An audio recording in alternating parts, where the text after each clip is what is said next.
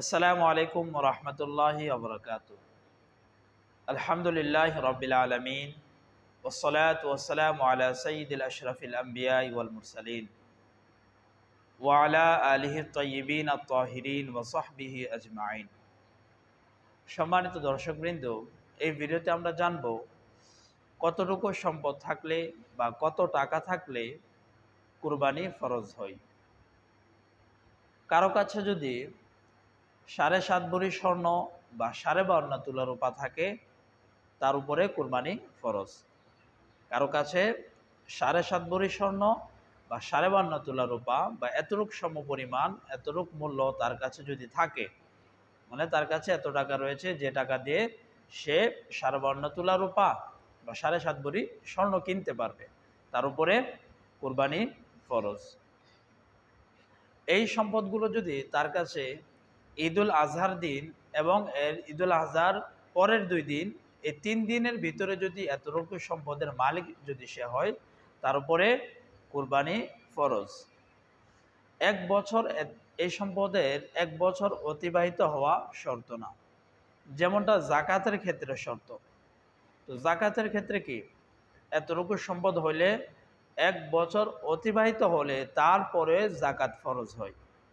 কিন্তু কুরবানির ক্ষেত্রে এই 3 দিনের ভিতরে যদি আপনি 7.5 ভরি স্বর্ণ, 52.5 তোলা রূপা বা এই সমপরিমাণ মূল্য টাকা যদি আপনার কাছে থাকে, আপনার উপরে কুরবানি ফরজ।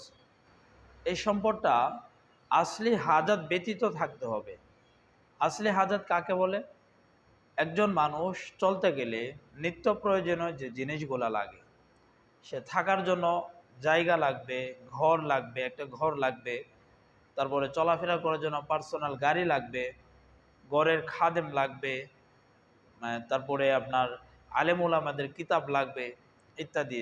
চলতে গেলে নিত্য প্রয়োজনীয় যে জিনিসগুলা লাগে, এই জিনিসগুলা বাদ দিয়া কারো কাছে যদি এতটুক সমপরিমাণ 7.5 ভরি স্বর্ণ বা 52.5 তোলা রূপা যদি কারো কাছে থাকে, তার উপরে কুরবানি ফরজ।